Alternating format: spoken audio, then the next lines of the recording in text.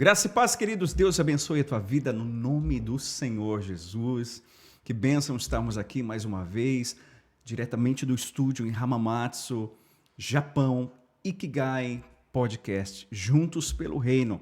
E hoje nós estamos fazendo esse podcast gravado e a gente tem um convidado para lá de especial. O pastor Irapuan Garrett está aqui conosco, já no estúdio, aguardando aqui para nosso bate-papo, e vai ser um bate-papo muito top. Mas eu quero, antes de chamar o pastor, quero lembrar aqui, hoje eu estou bem acompanhado aqui no fundo, olha só quem está no fundo. A minha esposa hoje está na mesa de edição ali, nos dando todo o suporte. Muito obrigado, Leiliane, por sempre nos apoiar. E obrigado a você também por fazer desse canal um instrumento de edificação para a tua vida. Queridos, antes de chamar o convidado, eu gostaria de falar rapidamente aqui sobre dos nossos colaboradores. Garage 66 é um dos nossos colaboradores. Garage 66, o seu carro no Japão está aqui. Você está precisando de carro no Japão?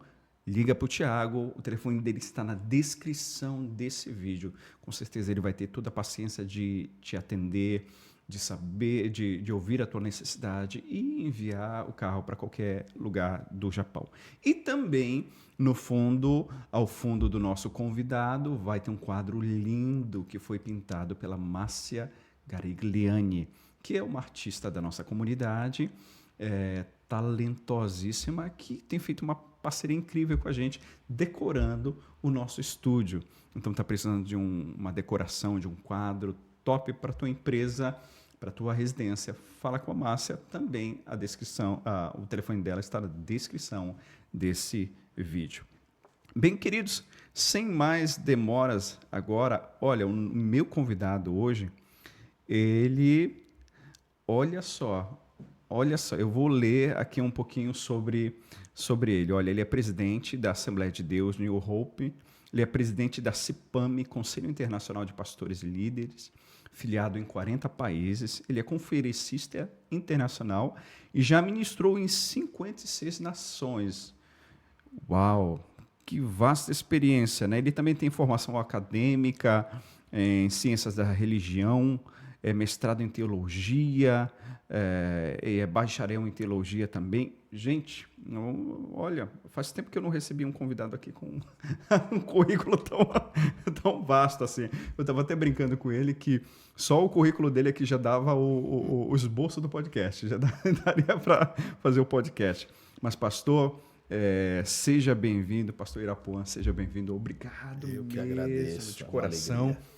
Por receber o nosso convite, né, através da Helena. A Helena está aqui conosco, né, e a gente tem a honra de estar te recebendo aqui. Quantos dias já aqui no Japão? Aproximadamente uns 10 dias já. 10 dias? 10 dias. E como é que tem sido essa passagem aqui pelo Japão? Muito bom, muitas conexões aí, que o nosso lema do conselho é conectados para conectar. Uhum. Então, já nos conectamos aqui com muitos homens de Deus, esses pastores aqui que estão incendiando a nação japonesa, e tem sido dias de muitas experiências novas, muito poder de Deus. O Senhor tem se manifestado onde temos pregado de uma forma muito gloriosa e degustando, né, da culinária japonesa. Como é que tem sido? Tem sido um pouco difícil, né? Devido à culinária brasileira, embora que também tenha ficado pouco tempo no Brasil nos últimos meses, a gente tem viajado muito pregando a palavra de Deus, mas a culinária japonesa é um pouco exótica, né, para nós do Brasil, porém saborosa, né, dentro daquilo que é o nosso paladar. Tomou um lamen. O miojão, né? Para mim é o miojo, né? Muito mas bom, é delicioso. Bom demais, o japonês é um povo abençoado, um povo muito tranquilo, pacífico, né? Qual foi a tua impressão assim ao passar por aí, cruzar com eles? A impressão é um povo muito pacífico, né? Muito tranquilo. E para nós brasileiros até tranquilo demais, né? Brasileiro é festeiro, e ainda mais eu sou de linha teológica pentecostal, né? E o pentecostal, você sabe como é, né? Mais barulhento, muito emotivo, que é peculiar já ao nosso povo brasileiro. Mas, enfim, sem dúvida nenhuma, é uma nação que precisa muito de Cristo.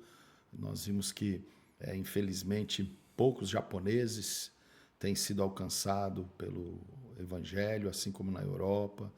Então, nós precisamos nos posicionar e buscar esse povo, né? Pescar essas almas aí para Jesus. Mas, enfim, estão sendo dias especiais, viu? Muito produtivos, frutíferos para o reino, como é o lema do podcast, né, Pastor Volney? Juntos pelo Reino. Juntos pelo Reino. Nós temos um lema lá no nosso Conselho de Pastores que é Conectados para Conectar. Oh, muito bom. Muito bom. Uma das coisas que eu mais estranhei quando eu cheguei aqui no Japão foi o silêncio das ruas. Assim, acostumado também, nós somos do norte do Brasil, acostumado com aquele barulho, por onde você vai é barulho, o povo fazendo barulho, é o povo com caixa de som para fora de casa, é a família sentada na frente da casa, aí de repente você passa na rua, vê aquele silêncio, né? Principalmente quando chega ali pelas 5 horas, 6 horas da tarde, aí que o povo se recolhe mesmo, assim, aí eu até perguntava para minha esposa, cadê o povo? Será que esse povo está dentro da casa mesmo? Né? Mas é algo muito cultural e diferente e tem um certo impacto para a gente, né? Na verdade, não sei se o senhor é acostumado a ir aos Estados Unidos, é muito parecido com a América, né? A partir de 8 horas, você passa na frente das casas, dá a impressão que não tem ninguém, que as casas são fantasmas. Então, é peculiar aqui ao Japão e também aos Estados Unidos. E também estive agora, acho que mês passado, retrasado, ali na Holanda, em Amsterdã e outras cidades ali da Holanda, que até tem um lema lá, né, que Deus criou o mundo e os holandeses a Holanda. E é um país que tem muitas bicicletas. Então, o holandês gosta de andar muito, tem 24 milhões de bicicletas. Uau. E 17 milhões de pessoas. Nossa! Então as pessoas andam muito de bicicleta. Então o silêncio também faz parte daquela arquitetura, né? Tão linda ali da Holanda, da cidade de Amsterdã.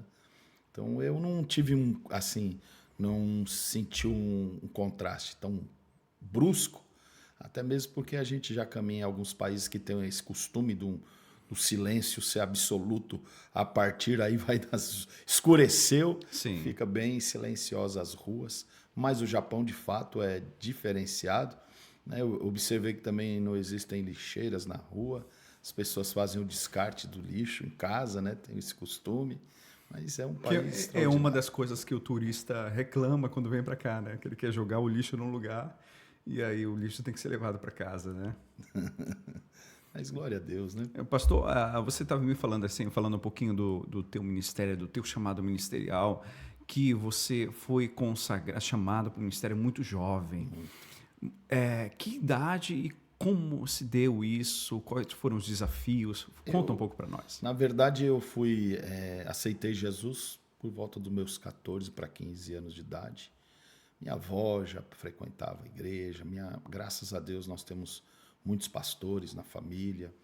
E eu me lembro, na ocasião, por volta de uns 16 anos de idade, o meu pastor, eu aceitei Jesus na Igreja do Brasil para Cristo, e o meu pastor era filho do presidente lá da nossa cidade. Na ocasião que ele me levou a ser consagrado, né, a evangelista, houve lá uma certa indisposição devido à idade e eu ser solteiro, né? E fui um dos poucos casos, na verdade eu devo ter sido um dos primeiríssimos, né, jovens a serem consagrados a evangelista ainda solteiro. Na época deu o que falar. Deu o que falar. O pastor presidente, quando começou o burburinho lá na reunião de ministros, ele falou, coloca uma cadeira aqui do meu lado, ele vai ser consagrado. E pronto. Uau. E aí, pela misericórdia de Deus, depois disso, nós fomos, graças a Deus, muito bem mentorados, né? Mentoreados, como hoje usa-se muito esse termo, né? Na nossa época, pastoreados, né? Daí depois eu discipulado. Então, esses dias, eu quando cheguei aqui ao Japão, fui falar numa reunião de pastores, né, num café com pastores, e o tema que eu abordei foi a contemporaneidade da igreja. Né? Então eu peguei muitas fases da igreja. E a gente vê que vai mudando, mudando a terminologia, vai mudando a indumentária, vai mudando a forma de falar, vai mudando até a cor das paredes. Nós estamos aí agora, né? Na era da igreja com as paredes pretas. Sim. Né? E tem pessoas que se incomodam, se escandalizam, mas eu tenho uma mente missionária. Né? Então eu nunca tive muita dificuldade com mudanças. As mudanças, sem dúvida nenhuma, elas causam temor, porque tudo que é novo deixa a gente preocupado. Sim. Então, mas eu sempre observei que o próprio Jesus disse, né, que aquele que é guiado pelo Espírito é como um vento. Então, o Espírito Santo é quem conduz a igreja. E aí a gente vai observando e entendendo, né? E na ocasião, graças a Deus, fui pastoreado por um pastor muito sábio. E quando ele viu que nós tínhamos um chamado de Deus, ele não hesitou em orientar, falou, vai estudar a palavra, para você poder falar com conteúdo, para você poder ter munição, né? Ele sempre dizia assim, eu aprendi com ele, que o verdadeiro pregador, o obreiro de altar, ele tem que andar com uma bala na agulha. Sempre tem que ter uma mensagem ali, um sermão preparado, para que se chegar no culto, o pastor dizer, hoje você prega, você não passar aperreio, como diz o Matuto. Muito bom. E então o pastor que te consagrou não estava errado, né? Verdade. Porque Deus tinha um chamado desde muito jovem, assim, né? E qual foi você já partiu para esse ministério itinerante ou ele já aconteceu depois? Na verdade, no meu tempo, nós não tínhamos muitos pregadores assim em destaque, né? Os pregadores eram que tinham, vamos dizer assim, que gastavam tempo estudando. Até porque no nosso meio pentecostal, quem estudava era visto como alguém que ia morrer, porque a letra mata e o espírito vivifica. Então muitas pessoas, por não entenderem a fala de Paulo, pensavam que não, eu não posso estudar, eu não posso ler. E eu sempre gostei de ler, sempre me debrucei sobre muitos livros, já li quase 2.000 livros, a Bíblia eu acho que mais de 60 vezes. Então eu ficava dentro do quarto lendo e orando durante 12, 16 horas, era muito comum. Eu pesava 44 quilos. Nossa, isso que jejuava que idade, muito. pastor? Com 16 anos, 16 anos. Então eu orava muito e com isso Deus foi me dando muita unção, muita graça. A gente chegava nas igrejas para pregar, além de ter a unção, a gente tinha um conhecimento, né? Estudava muito, eu deixava de comprar um sapato, um paletó para comprar um livro, né? Para poder ler e ali preparar um sermão, porque hoje a comida é enlatada, né? Hoje é o fast food espiritual. Você dá um chat lá e um Google, o sermão vem prontinho. E a importância de ter essa base, eu fico preocupado com essa nova geração que está nascendo agora, nessa fase, nessa transição que surgiu a inteligência artificial, né? Como é que eles vão ser preparados ou como é que eles vão lidar com a facilidade que lhes são oferecidas, né? Porque, olhando para você, assim, uma pessoa que tem toda uma experiência, por mais que ele vai usar a inteligência artificial, ele tem um filtro para dizer, oh, isso aqui é bom, isso aqui não é bom. E vai fazer da inteligência artificial uma ferramenta, né? Mas quem não tem esse filtro, né, para você... É a inteligência artificial que vai dar uma direção, ou o momento, ou o que o povo quer ouvir, é que vai, né? É por isso que eu gosto muito de dar aula, uma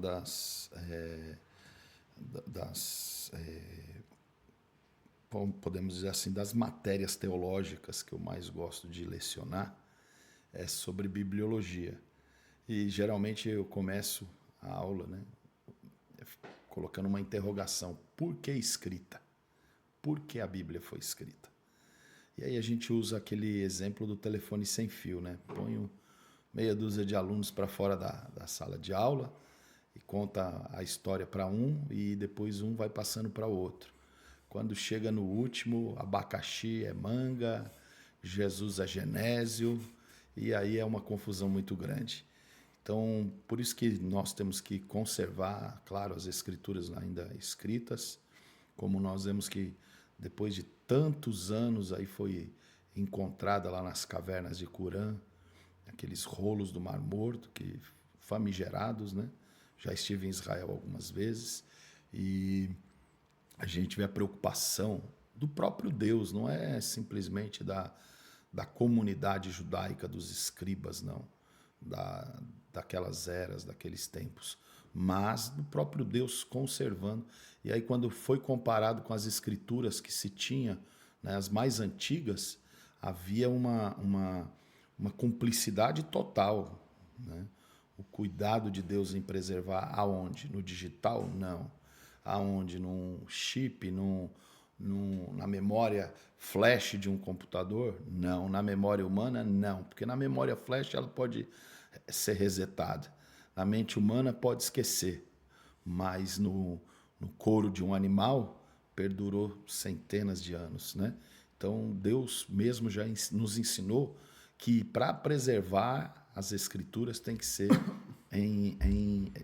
de forma escrita e não digital. Então, por aí que eu me preocupo muito com relação a essa era digital, inteligência artificial, justamente porque se você quiser mudar, alterar qualquer coisa, o aplicativo vai pedir uma atualização, você vai dar um ok, e aí você não sabe até onde vai essa atualização.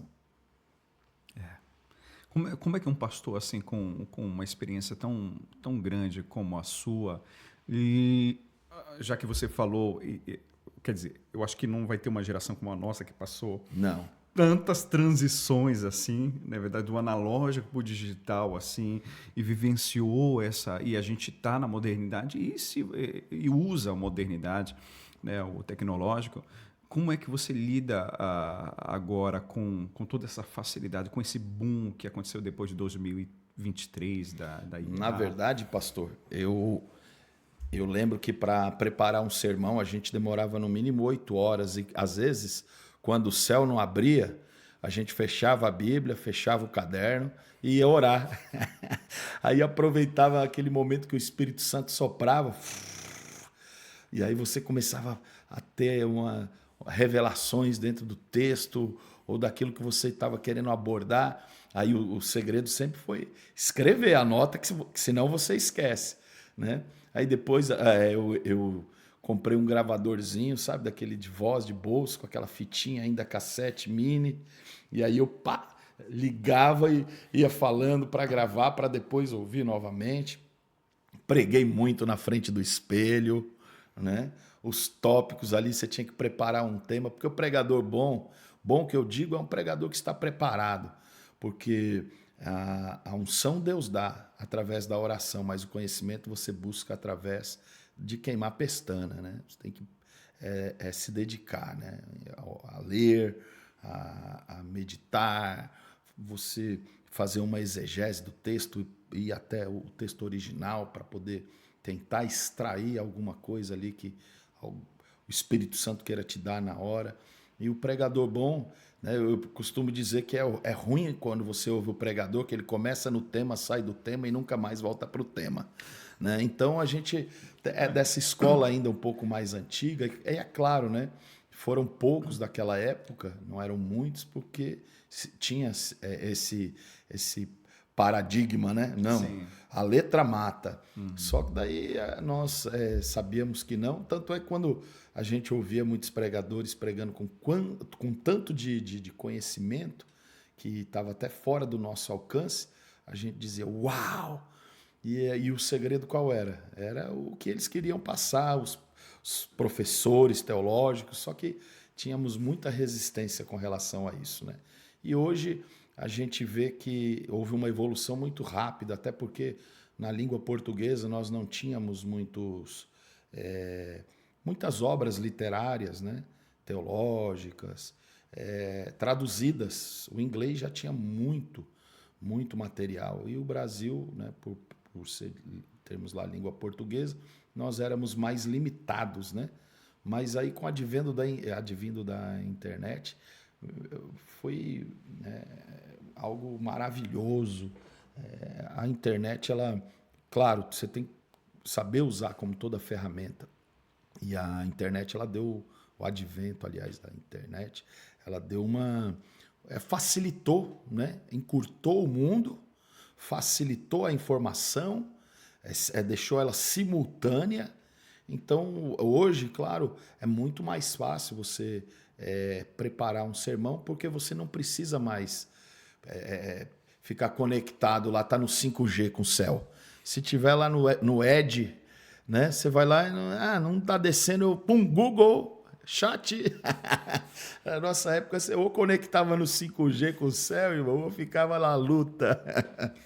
Muito bom, pastor, muito bom. E como você falou, às vezes o cara apenas fala um texto e nunca mais volta para ele, às vezes com um pretexto de falar aquilo que ele quer, né? Às vezes se lê um versículo bíblico apenas como pretexto, mas na verdade você diz assim, o cara saiu, para que foi lido esse versículo bíblico? Não tem nada a ver com aquilo que foi falado, né? E a gente vê hoje o evangelho coach entrando no meio disso muito forte, né? Neurociência. É muito perigoso, né? Eu digo assim que as pessoas querem ajudar Deus, ajudar o Espírito Santo a convencer as pessoas. Sim. E não precisa, porque a Bíblia diz, né, que quem convence é o Espírito Santo. Só que daí as pessoas vão se utilizando dessas ferramentas, né, psicológicas, do conhecimento que se tem hoje acerca da psique humana, para tentar tirar a pessoa daquele precipício psíquico, né, daquele momento que ela está ali em uma depressão, vive uma ansiedade, uma crise de ansiedade muito forte. E aí a gente vê que isso é muito superficial. A pessoa até pode sair daquela reunião onde se utilizou de todos esses artifícios para tentar trazer uma cura, que na verdade não é uma cura, não é verdade? Porque a cura real é a que o Espírito Santo produz na nossa alma. Sim. E aí essas pessoas vão sempre... Não que os gigantes não voltem, os gigantes sempre voltam, né? Mas quando o Espírito Santo ele realiza aquela mudança e ele cura a alma, porque a cura para a alma é só o Espírito Santo que faz, não é verdade? Só ele que dá. Que não existe uma profilaxia para a alma. Você não para ali na Drogazil, na Droga Raia ou na Drogaria São Paulo e fala, minha alma está enferma, o que você receita? Né? Tem aí algum melhoral infantil, um AS? Então, alma, só quem cura é Jesus. E aí a gente vê toda essa técnica, todas as técnicas que são utilizadas hoje, e a gente percebe que não ocorrem essas curas de forma tão abundante como antigamente. Né? Nós percebemos que as pessoas antigamente, porque o próprio povo buscava mais a Deus, e a cura está no Senhor, Ele é a fonte da cura. Não se tinha tantos recursos da medicina psíquica, né? Da psicologia que era usada, e o conhecimento também era muito mais... o acesso era muito mais restrito, né? Hoje você pode fazer uma autoconsulta na rede social usando as inteligências artificiais. Então é tudo muito superficial, não é verdade? E é por isso que a gente encontra muitas pessoas que estão dentro da igreja, mas elas ainda não foram curadas, porque elas ainda não tiveram um encontro real com Jesus. Porque o encontro real com Jesus, ele é um pouco mais profundo, né, do que essa superficialidade que hoje, até mesmo por causa da era digital, por causa do capitalismo selvagem, as pessoas querem ganhar dinheiro, ganhar dinheiro, ganhar dinheiro, e a própria sociedade nos doutrina a nós sempre estarmos buscando algo, E a sensação é sempre a mesma, de nunca ter encontrado. Sai o iPhone 15, aí o cara quer o 15. Daí, vai lançar o 16, não venceu nem a garantia do 15. Nem as parcelas. Não é? Nem as parcelas. Então, o homem ele está sendo doutrinado a viver em busca de algo que ele nunca vai conseguir alcançar. Por quê? Porque e o evangelho não. O evangelho ele é atual. Embora alguns pensem que o evangelho está ultrapassado, mas eu sempre digo, o evangelho de Cristo, ele é mais atual do que o New York Times, que vai rodar amanhã cedo. A palavra de Deus é atualíssima, não é verdade, pastor? O que mudou, então, do antigo para o novo? Por exemplo, a forma de ser igreja, de cultuar, para o que a gente vê hoje, quase que em muitos lugares, não estou radicalizando, como uma prateleira, um mercado onde a pessoa vai e diz, poxa, eu escolho isso aqui, estou precisando disso, então eu vou nesse lugar. Hoje eu estou precisando de um sentimental, de um louvor melhor, eu vou nesse lugar aqui. É o menu, né? Isso, hoje esse cardápio tão hoje vasto. Tem um cardápio. Porque o pastor falou de conhecer a Cristo, né? O que seria na prática? Assim, é somente para talvez alguém está assistindo a gente e essa pessoa já passou por tantos lugares e está nessa busca, já foi tantas igrejas, em tantas religiões e ela não consegue se encontrar. O que seria, de fato, conhecer a Cristo? Né? Eu gostaria de ouvir isso de um pastor que já vivenciou tantas experiências e viu tantas vidas transformadas. Na verdade, são experiências, né? Porque eu acho que quando a gente usa a experiência dos outros, elas são só no quesito, vamos dizer assim, só para exemplificar, né? Agora, quando você mesmo vive ou já viveu e procura manter, eu penso que, é experiência isso. Oração, uma vida de oração, uma vida de santidade. Porque, infelizmente, as pessoas, elas esqueceram que para agradar a Deus, para estar na presença de Deus, nós temos que ter uma vida separada. Uma vida separada da prostituição, uma vida separada da pornografia. Então, o homem moderno, ele não suporta o confronto. O homem moderno, ele é aquele homem que confrontou, você vai perder o amigo, vai perder o membro, e isso atrapalhou muito as pessoas mesmo.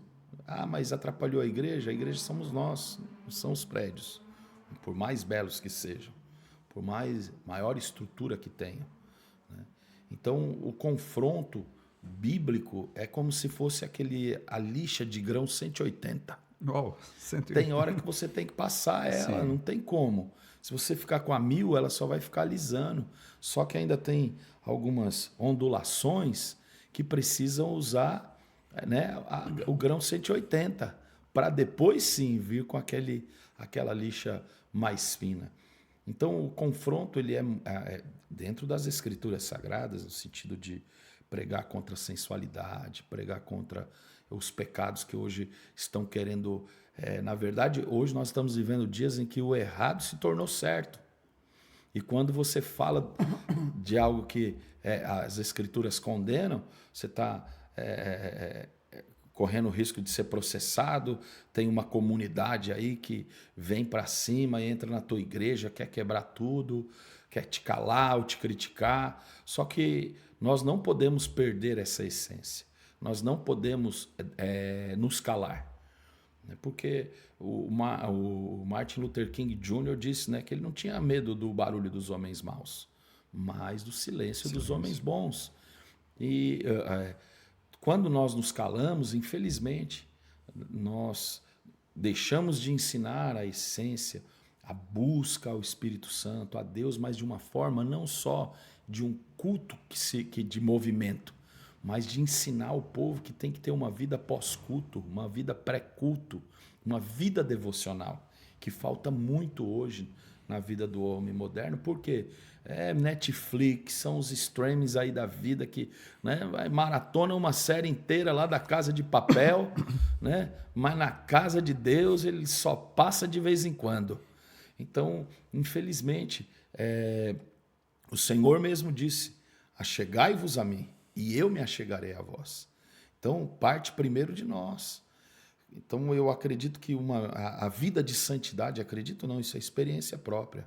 A vida de santidade, ela vai te levar a uma profundidade na presença de Deus maior. E essa vida de Deus que você vai adquirir através de uma vida separada, de busca, vai trazer a cura, vai gerar a presença de Deus. Eu costumo dizer que ela é igual a um ímã, né? Quando você se aproxima do ímã, ele tem o poder de atração. Se você se distancia, foi isso que aconteceu desde a queda do homem. Quando o homem havia acabado de cair, eles ainda viviam 900 anos, 700 anos. Conforme o tempo foi passando, é como se a vida de Deus que Adão carregou e foi distribuída ali para aqueles do século pré-diluviano, eles ainda viviam muito. Depois, pós-dilúvio, você já não vê mais homens vivendo tanto, porque o próprio pecado, né, ele foi ofuscando isso, e a vida de Deus que estava ainda irradiando. É como quando Moisés desceu do monte, que sua face brilhava, tiveram que cobrir a face dele, só que chegou uma hora que falaram: Moisés, pode tirar aí que já não está brilhando nas laterais. Eu acho que já foi embora, né? E aí ele teve que tirar. Mas a gente percebe que enquanto ele estava lá na presença de Deus, o rosto dele estava transfigurado, e ele mesmo nem percebia isso, mas quando ele desceu, todos observaram. Então, essa entrega maior, né, pastor? Essa gastar mais tempo com Deus. As pessoas estão gastando muito pouco tempo com Deus. O culto é o resultado desse antes e do pós, como o pastor falou, né? Porque há também essa expectativa de que, poxa, o culto não foi uma bênção. Sabe o que acontece, pastor? Sabe o que eu digo? As pessoas vão para o culto pensando que eles são jurados do Ratinho, do Silvio Santos. Aí eles chegam no culto e eles querem dar uma nota para o culto. Eu dou 5. Irmão, o culto não é para nós. Eu não vou para avaliar o culto. Eu não sou jurado de culto. Eu sou adorador. Eu até falo lá na igreja, falo: irmãos, vocês nunca vão me ver aqui quietinho, calado, porque eu não estou aqui para avaliar se o instrumento está afinado, se quem cantou bem. Eu vim aqui para cantar junto. Eu vim aqui para adorar junto. Eu sou adorador. É como se Deus quer dizer, Deus quer trazer uma resposta a partir de cada pessoa ali. Exatamente. Né? O culto é individual. Sim. Né? Essa individualidade do culto que as pessoas não entenderam ainda. Eles vão e pensam que o culto eu vou lá na igreja porque nós vamos cultuar. Não, eu vou cultuar. O culto é individual. Por isso que Jesus não disse: o Pai está à procura da igreja inteira que está cultuando ou adorando. Ele disse: Pai está à procura dos verdadeiros adoradores. Porque esse conceito de culto hoje é muito no coletivo, não é verdade? E o verdadeiro culto é o que é no singular, é o meu culto. Eu não quero saber de A, de B, de C, eu vou cultuar. Isso muda a vida da gente, isso recarrega as nossas baterias. Por isso, talvez seja um dos motivos, pastor, de tanta sensibilidade, às vezes, de se ofender tão facilmente, né? Pô, eu fui ofendido, não quero mais caminhar junto, não quero mais saber desse povo, né? O Código de Direito do Consumidor, né? Uhum. Aí eles querem criar esse código dentro da igreja. Ou seja, se tiver qualquer coisinha já é o suficiente para mim ir lá e devolver o produto. E eu não quero mais congregar porque eu não gostei do hoje o pastor falou que quem não dizima, Deus falou que é ladrão, e isso mexeu comigo. Então, infelizmente, e eu posso dizer uma coisa para o senhor, pastor? Pode. É daí para pior. Nós já sabemos. Sim. Não é verdade? Jesus mesmo falou que se porventura o Filho do Homem, quando voltar, encontrará fé na terra, porventura.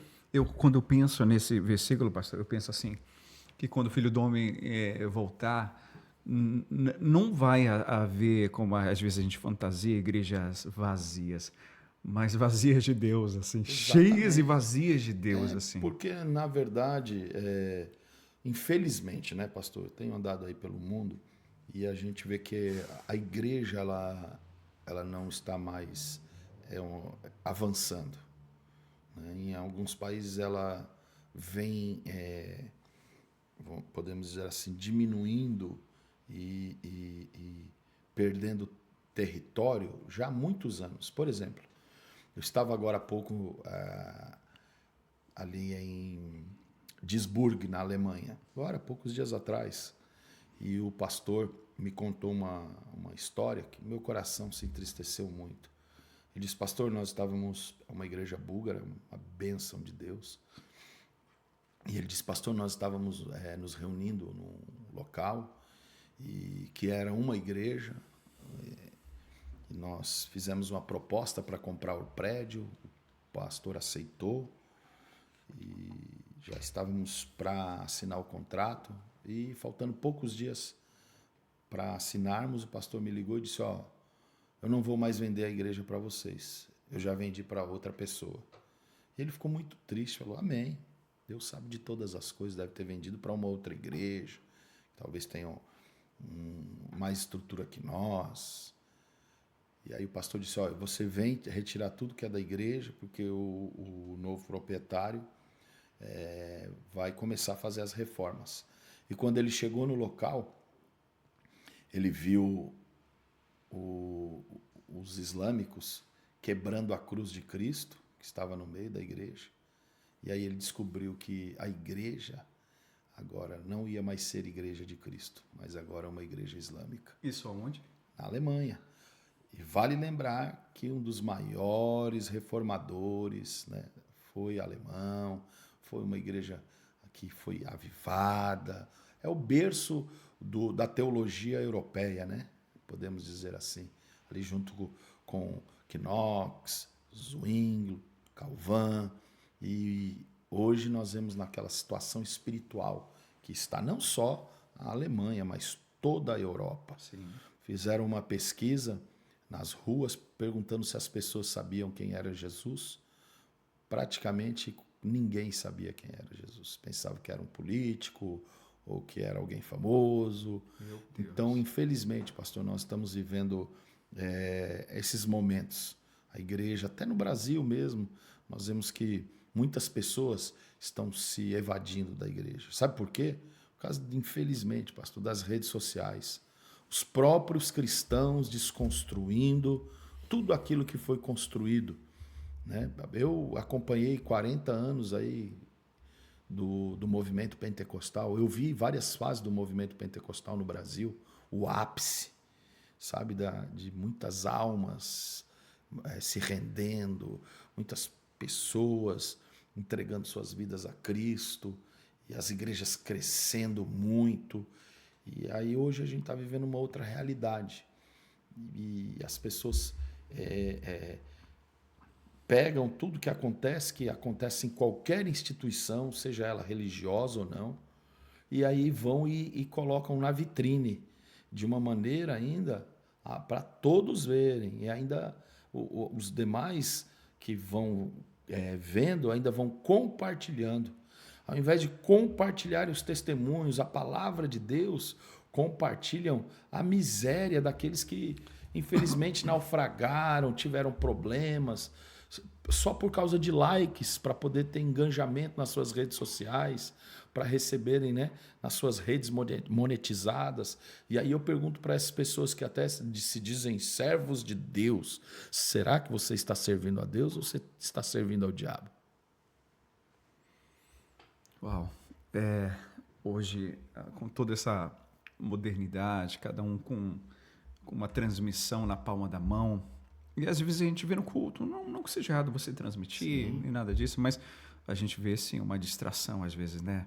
Naquele momento que deveria haver uma concentração. Pastor, eu preguei numa igreja nos Estados Unidos que o porteiro recolhia o celular de todo mundo. Uau! E atrás ele colava um adesivo e colava o nome. Falava: não, aqui é proibido entrar com o celular no culto. E o culto foi mais, podemos dizer assim, foi mais proveitoso. Porque daí não tem uma mensagem chegando por WhatsApp ou numa das suas redes sociais.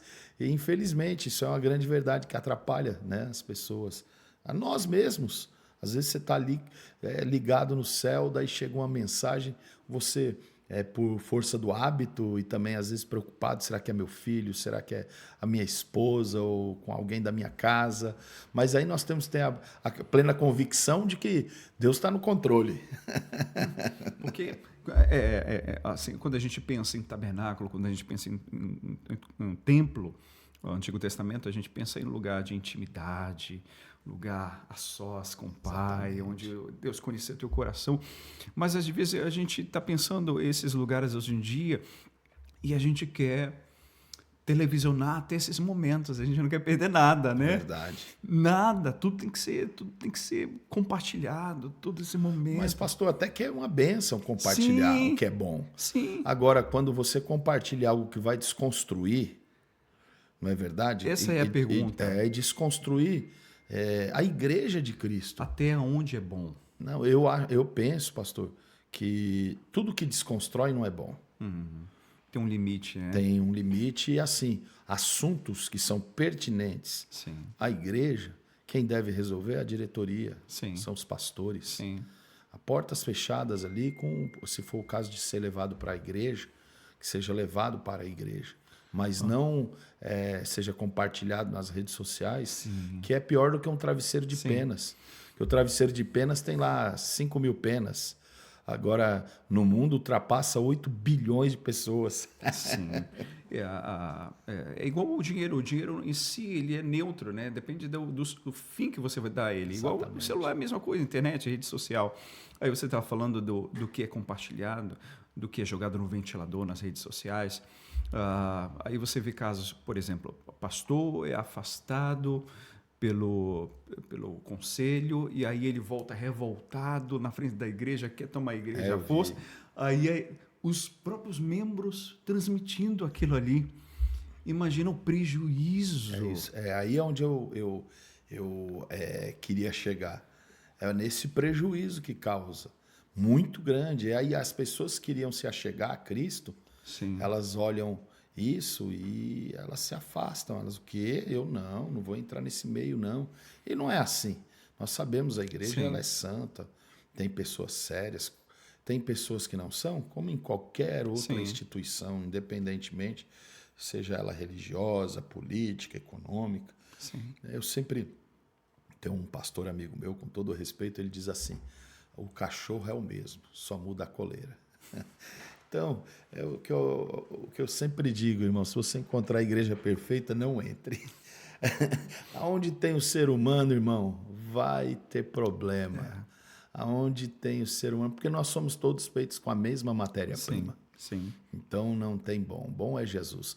Até para entrar no céu, a gente não vai poder entrar com esse corpo. Vai ter que receber um corpo glorificado, senão, irmão, vai estragar o céu.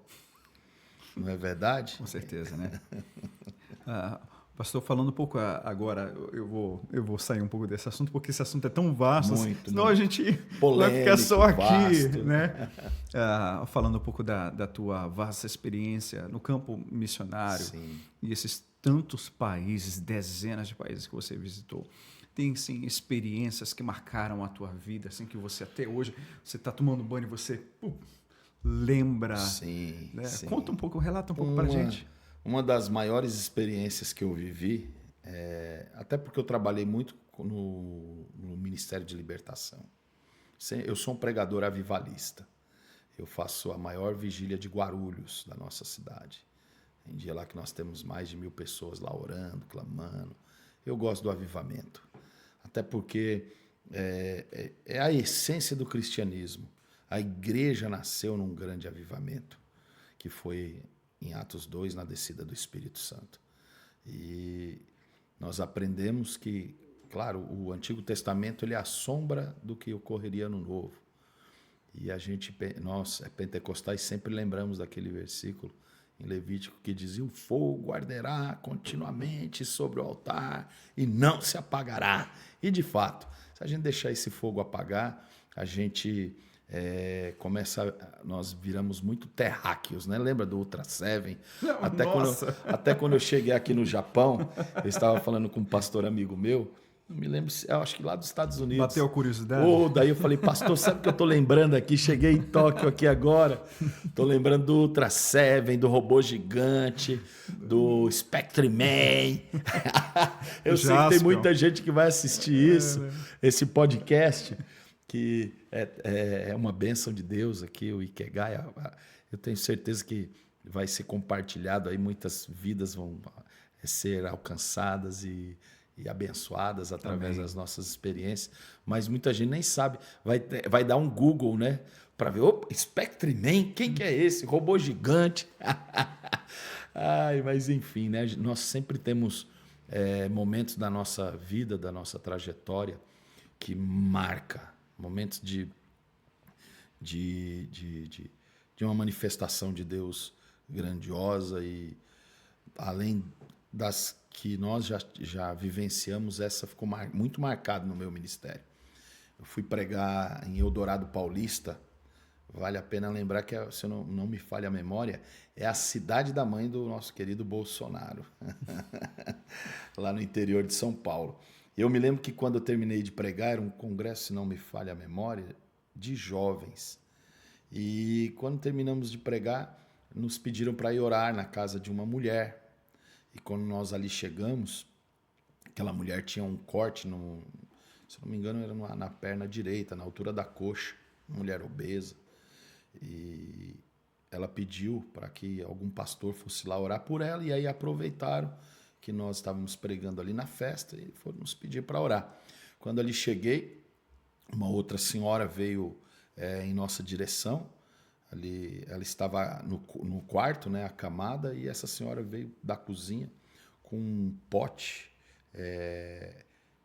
com vários fragmentos, pedaços de metal, estava ali embebido em álcool, e tinha pedaços de arame farpado, pregos enferrujados, parafusos. E aí ela pegou e disse, pastor, o problema aqui é esse. Já saiu tudo isso do corpo dela. Tinha mais de 180 objetos metálicos que já haviam saído do corpo dela por esse corte na perna. E ela disse, pastora, eu fui no médico essa semana e o doutor fez raio-x em todas as partes do meu corpo, e quando ele terminou de fazer o raio-x, ele disse, a senhora não tem nada, isso aí é da cabeça da senhora, isso não existe. Até que chegou outros pacientes, ele disse, vou atender e já volto para continuar o seu atendimento. E quando ele voltou, ela estava sentindo aquelas dores que ela sentia quando o objeto se movia. E eu vi com os meus próprios olhos ocorrendo esse fato.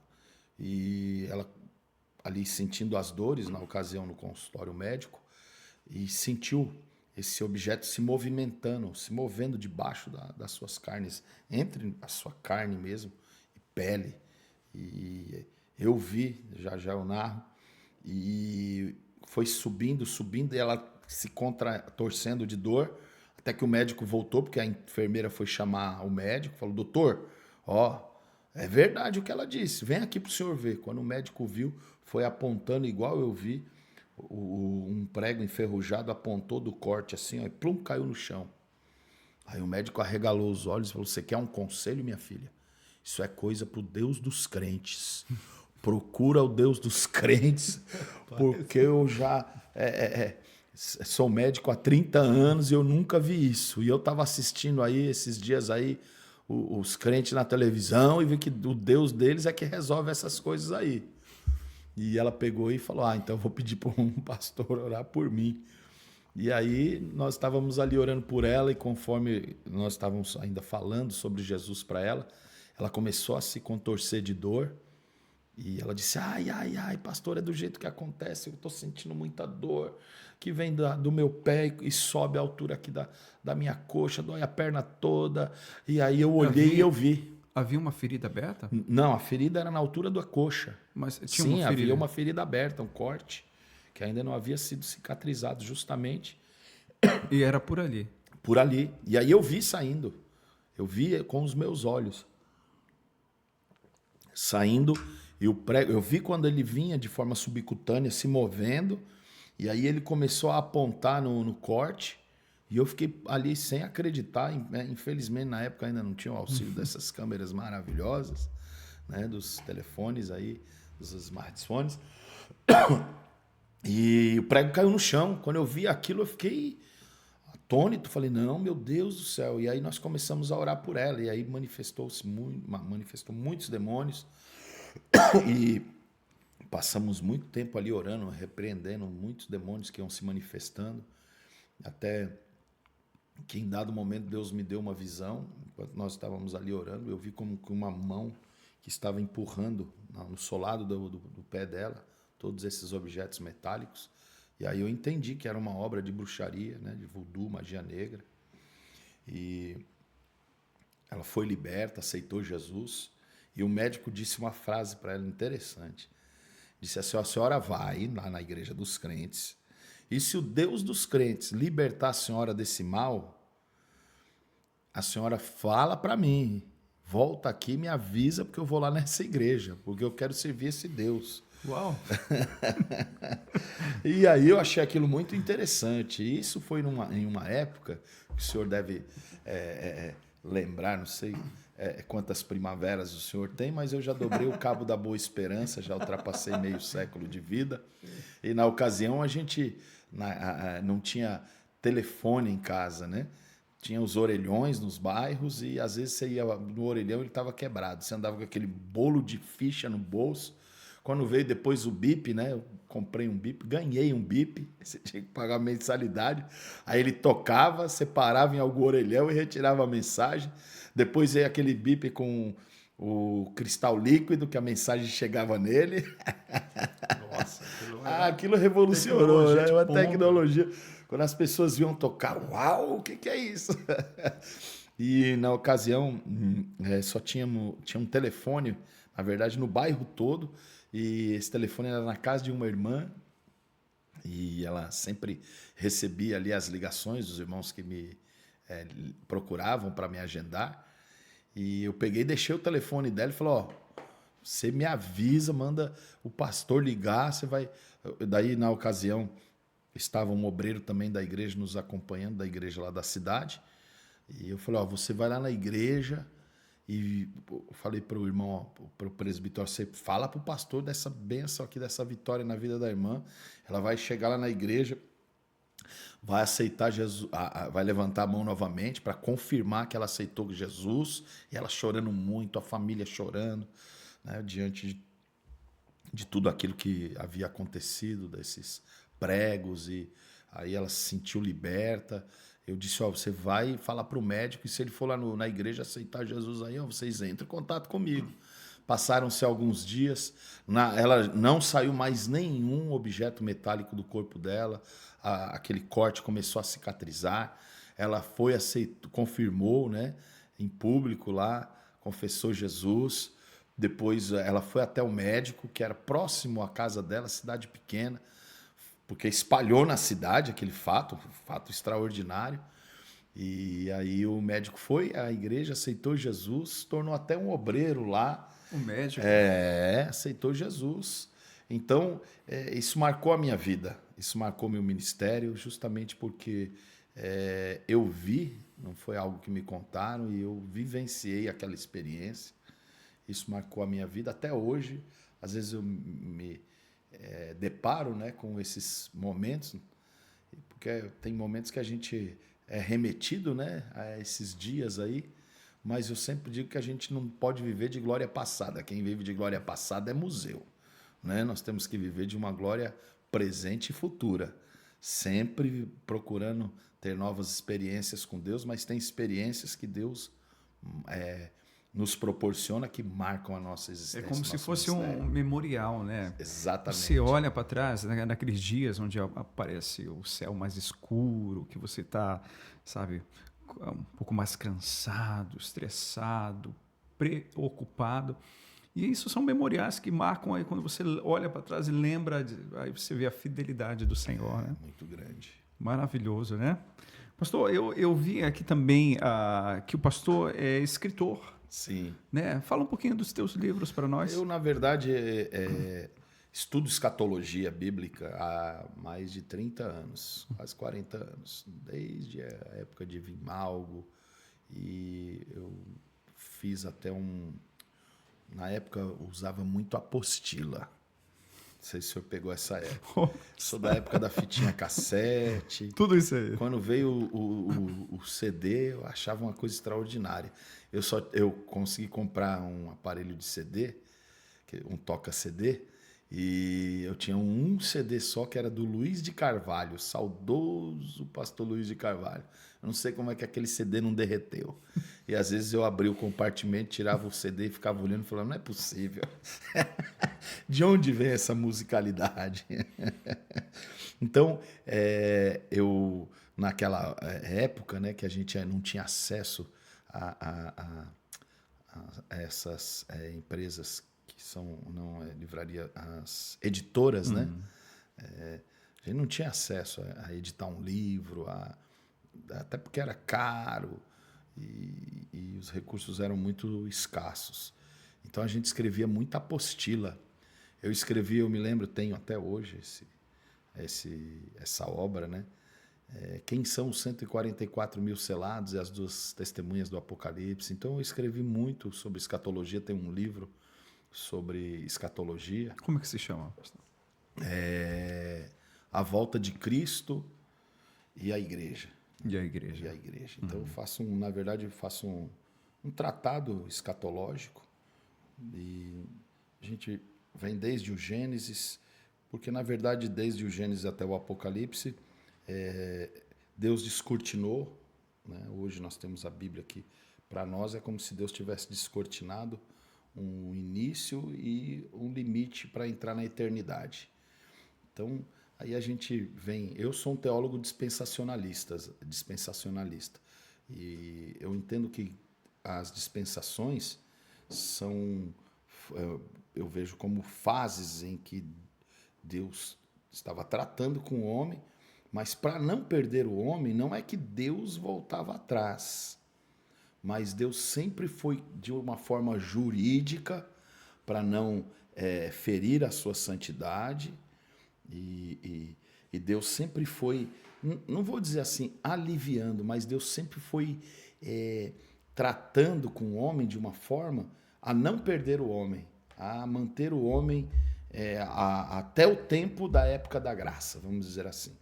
Então, eu faço aí, podemos dizer assim, um plano divino, né, que a gente trata através dos séculos, né, que na verdade é a palavra aion no grego, que significa tempo, não um período de 100 anos.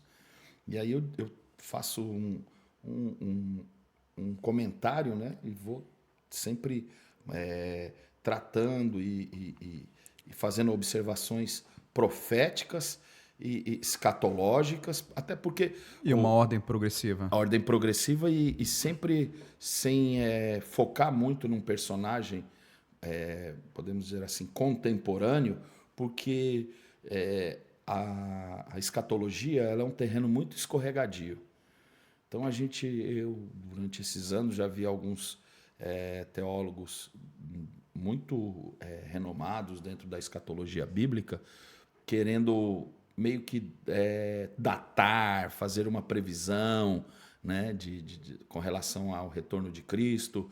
E eu já vi o cenário, por exemplo, igual esse agora que nós estamos vivenciando lá em Israel, Trump, junto, né, com os palestinos e com os judeus, o Netanyahu, como se ele tivesse agora fazendo o papel de um anticristo, intermediando aquela paz. Eu já vi esse cenário lá atrás, na época do Yasser Arafat, com Bill Clinton. Então a gente vai vendo qual que é a mensagem para a igreja. Por exemplo, domingo eu estava aqui e começou a tocar uma sirene na rua e falando em japonês, começou a chegar no meu smartwatch sobre uma catástrofe e tal, e estava em japonês, e eu só vi lá a palavra catástrofe em inglês. Falei, meu Deus, deve estar havendo algum terremoto, ou houve algum terremoto em algum lugar. Quer dizer, me serviu de alerta. Então, isso para a igreja é um alerta. Todas as vezes que ocorre, né, o fato da gente ver um cenário montado como esse, a gente, para nós, é como se fosse um alerta. É igual como quando, na ocasião, lá em 15 de maio de 1948, quando foi reconhecido o atual Estado de Israel, alguns pastores, não só do Reino Unido, mas de alguns países, se perceberam através dessa luz escatológica, né, desse alerta escatológico, porque Jesus falou sobre a figueira que iria florescer, aí eles já, opa, nós agora estamos entrando nos dias que antecedem o arrebatamento da igreja. Então, daí Deus ele vai, através desses cenários que a gente vê ao longo desses anos, após o surgimento do novo Estado de Israel, que é como se fosse esse alerta que está chegando no relógio avisando, né? Que é um treinamento. Depois eu fiquei sabendo que era só um treinamento. Então, no livro que eu tenho sobre escatologia, eu trato a escatologia bíblica de uma forma que ela é aceita até né, o pré-tribulacionismo, porque daí depois, para quem é pré-tribulacionista, não faço um comentário sobre os outros pontos de vista, até mesmo para não trazer na mente dos leitores mais leigos nenhuma dúvida, mas até então a escatologia bíblica que todo mundo tem, quem estuda, né? Tem acesso e conhecimento às 70 semanas de Daniel, e aí eu faço um comentário mais acirrado acerca do porquê que o Senhor separa os 144 mil selados, quem são eles, e algumas outras, podemos dizer assim, explicações se utilizando, porque a hermenêutica, a fundamentação da hermenêutica, a Bíblia interpreta a própria Bíblia, é a regra fundamental da hermenêutica. E eu vi há poucos dias um cientista dizendo que o livro que tem mais conexões é a Bíblia. São dezenas de milhares, ela se conecta a ela mesma, né? Então, claro, pensamentos, interpretações, a gente respeita todo mundo. Eu, pastor, sou daquele pregador, daquele teólogo que eu gosto de ouvir todo mundo. Eu não acho que ninguém tem verdade absoluta. A única verdade absoluta é a da palavra de Deus e o nosso Deus, né? O que concerne a interpretações que não ficaram, Deus não... Deuteronômio 29 e 29, pronto. O que Deus revelou para nós é para nós, homens, seres humanos. E o que o Senhor não revelou, eu estou curioso para quando chegar lá no céu, perguntar para Deus. Que eu também tenho formação filosófica e aprendi que não são as respostas que movem o mundo, mas as perguntas, que a maioria são sem respostas. Diante disso, surge uma pergunta, já indo para o final. Assim, como você é um pastor que, com certeza, você entra em muitos ambientes que não é propriamente pentecostal, certo? E como é que você conversa tranquilamente? Meu pastor, sabe o que eu aprendi? Sim. Que o verdadeiro pregador, Sim. ele é camaleão. Então você aprende a falar. Eu vou ser muito sincero para o senhor. Quando eu comecei a sair do meio pentecostal para pregar, principalmente fora do Brasil, eu me deparei com outros estilos de igreja, até Sim. igreja pentecostal, mas mais apagadinha ou com costumes diferentes, com liturgia diferente. Já preguei em igrejas que para subir no altar você tem que tirar o sapato, só prega sem sapato. Já preguei em igrejas que você tem que pregar com a mão no bolso. Com a mão no bolso? Já preguei em igreja que você não pode falar que é do outro ministério, que se falar, acabou. Chegar no estado lá... É a última visita. Eu não vou citar nomes até mesmo porque nós somos éticos, né? Sim. E ambos os ministérios, isso é uma questão humana, né? Isso não é uma questão que vai mudar o conteúdo de quem nós somos. Aí fica para eles lá e a gente chega, prega a palavra. Então, de chegar e falar, não fala que você é de tal ministério aqui não, pelo amor de Deus. Prega, deixa Deus te usar. Então, a gente vai aprendendo, vai lidando. E eu tenho um feeling muito acirrado, sabe? Eu chego nos lugares, eu já olho para o pastor e a gente já consegue ter fazer um diagnóstico do perfil, do, do que o pastor gosta, do que ele não gosta. Então, é experiência, né? Isso é experiência, porque quando eu não tinha ainda essas canas aqui, esses cabelos brancos, a gente agia muito na emoção do momento, né? Eu já cheguei em culto, novo convertido, de ter pregador, e o pastor me dá uma oportunidade, eu falar 1h30.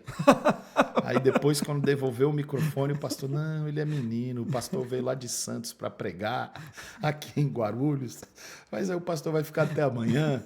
E aí, para não me magoarem, sabe? E depois, com o tempo, fui pensando, puxa vida, que mancada que eu dei.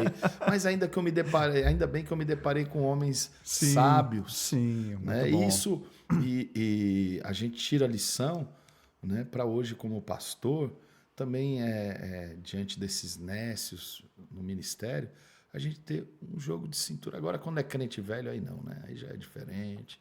Aí a gente já trata com um palavreado um pouco mais à altura, né? Poxa, irmão, você não. O que a gente aprende, isso é o básico do obreiro. É uma saudação, são 5 minutos, uma palavra, 10 minutos. Então a gente já aprendeu essa cartilha. Mas, graças a Deus, eu nunca tive problema, não, pastor, com culturas e costumes. E até porque o Brasil é um país que temos lá um pluralismo de igrejas, de culturas, de costumes. Por exemplo, São Paulo, você está numa certa região que o povo ele é menos conservador. Aí você anda 10 minutos, você vai para uma região onde as igrejas são totalmente conservadoras. Que até o seu irmão tiver com o cabelo pintado de vermelho, ele não entra na igreja. Né? Então, a gente se acostuma, se habitua. Por exemplo, você às vezes vai pregar num determinado lugar, eu já ando com kit pregador. Né? Já deixo uma gravata e uma camisa e um paletó. Se chegar lá, tiver que colocar... o kit pregador. Kit pregador, boa.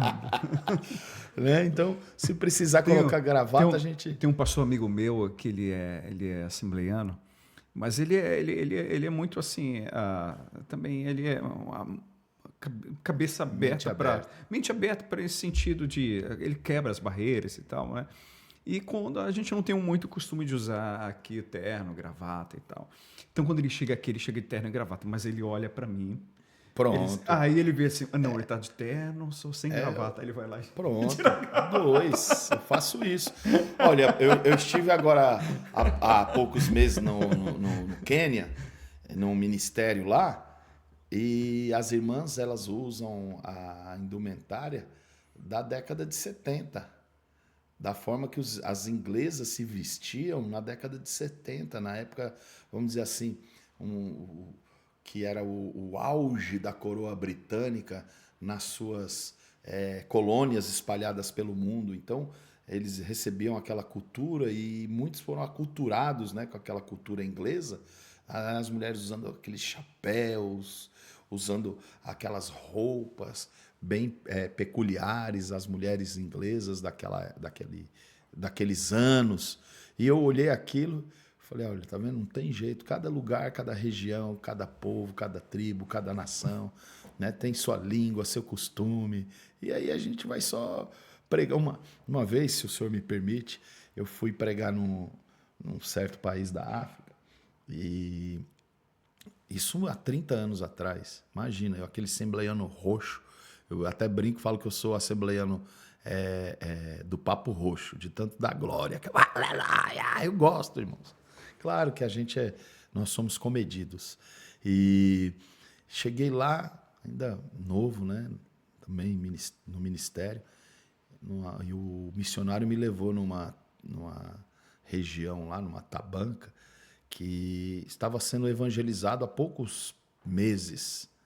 E aí ele falou, você não estranha não tem muita gente, lá não tem energia, o chão é de terra, palha Falei, pá, ô, missionário, eu vim aqui para pregar o evangelho.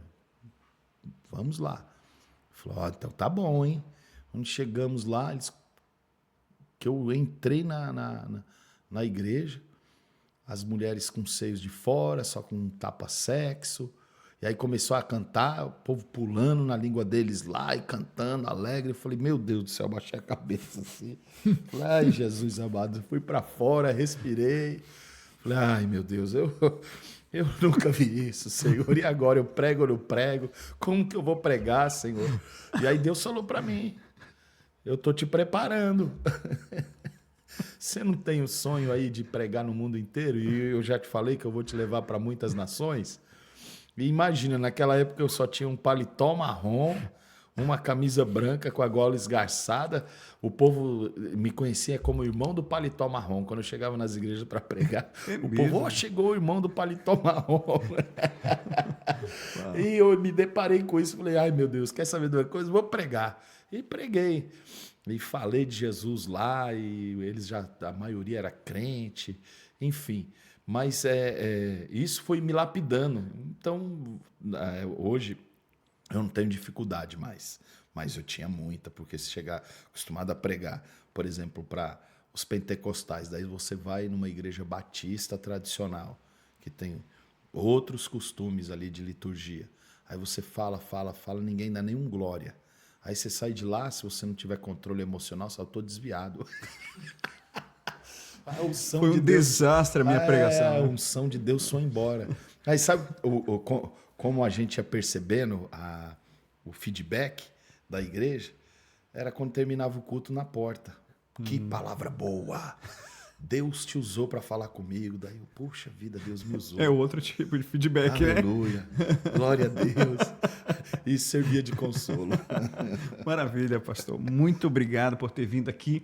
Eu vou precisar liberar o pastor, até porque você tem um compromisso daqui a pouco. Mas assim, eu quero te dar uma oportunidade aqui, olhando para essa câmera, para você deixar uma mensagem, essa tua passagem aqui pelo Japão, o que você gostaria de falar. E fica à vontade. Amém. Família no Brasil, para quem você quiser enviar essa mensagem. Eu quero, em primeiro lugar, agradecer a Deus por esse momento tão oportuno de podermos estar aqui no Japão. E depois agradecer também, fazer as minhas considerações e agradecimentos para nossa irmã Naka, o nosso irmão Rui, que tem nos recebido com muito carinho, e também a todos os pastores aqui do Japão, ao qual o Senhor nos deu esse privilégio de conhecê-los, de estar tendo esse contato, fazendo essas alianças, essas conexões. E também quero agradecer ao pastor Vonei, Shibata, viu, irmão? A pastora Shibata também, que está ali atrás. Que Deus abençoe vocês. Foi muito bom esse momento aqui que o Senhor nos proporcionou de muita preciosidade, um bate-papo bem equilibrado. Demais, e é claro que se nós pudéssemos ficar aqui muito mais tempo, nós iríamos falar sobre muitas outras experiências, tratar aí sobre alguns outros assuntos, polêmicos, não polêmicos. Então eu quero agradecer pelo carinho de todos vocês. Muito obrigado. Dos irmãos brasileiros aqui do Japão e também de alguns japoneses que nós já conhecemos aqui, pastores também. Que Deus abençoe. E você que está nos assistindo, que tem esse chamado missionário, que tem esse desejo de ser um pregador da palavra de Deus, de ser uma pregadora da palavra de Deus, eu te oriento a ler as Escrituras Sagradas, que a Bíblia, certa feita, eu ouvi alguém dizendo, né, ou perguntando para os irmãos se eles sabiam qual era a diferença da Bíblia do crente para a Bíblia do católico, né? E alguns foram falando acerca dos livros apócrifos, e aí o irmão disse, não, é que a Bíblia do católico cheira mofo e a do crente cheira sovaco. Então que a sua Bíblia não seja somente para... hoje a gente não carrega mais a Bíblia, né, debaixo do braço. Hoje ela está aí nos apps, no nosso smartphone, no nosso tablet, mas que a palavra do Senhor esteja nos nossos corações, como disse o salmista, né? E que a palavra do Senhor estivesse no seu coração, e que esteja no seu coração. Então, aonde quer que você esteja, do Brasil, no Japão, nos Estados Unidos, em qualquer dessas nações aí, aonde você nos vê, continue se aprofundando na palavra de Deus. A Bíblia deve ser o seu livro de cabeceira, a sua regra, né? O seu contra-regra, para que o nome do Senhor seja glorificado, que você continue aí no seu chamado, fazendo a obra de Deus. E você que está, às vezes, parado por causa de algumas questões ou de algumas decepções no meio evangélico, Jesus não tem nada a ver com isso. Pelo contrário, Jesus veio para te salvar, para te dar vida e vida em abundância. Não seja um desigrejado. Não seja dessas pessoas que no século presente, ou que neste momento em que nós estamos vivendo, estão se afastando de Cristo. Não. Quem constituiu a igreja foi o Senhor Jesus, e ele disse: edificarei a minha igreja. Você é a igreja, nós somos igreja. E você que está perdendo seu tempo aí no mundo, né, tão fascinado com todas essas tecnologias e tantos entretenimentos que nós estamos vislumbrando, não se iluda, tudo isso é passageiro. A Bíblia diz que a nossa vida é como aquele vapor quando você está aí cozinhando o ovo ou esquentando a água aí para poder coar o seu café. Aquele vaporzinho, nossa vida pela palavra é comparada a esse vapor. A Bíblia diz que a vida do homem é como um conto ligeiro. Então, venha para Jesus, porque Jesus te ama, Jesus tem um plano extraordinário na sua vida, e eu tenho certeza que nada se compara ao Senhor. Então, essa é a palavra que eu quero aqui da parte de Deus deixar para você. Eu sou evangelista, sou pastor também, sou missionário.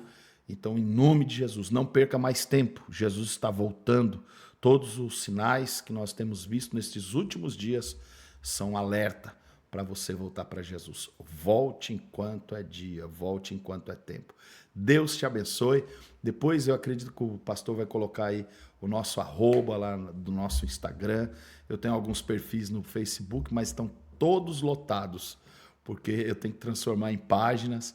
Tem página lá, perfis do Facebook, tem mais de 3.000 pessoas pedindo para a gente adicionar e não cabe mais. Então, se você quiser depois aí pegar o arroba do Instagram, vai lá para o Instagram e nos siga, que nós sempre estamos compartilhando aí pelos países que nós temos passado, pregado. Ainda esse ano estaremos em alguns países.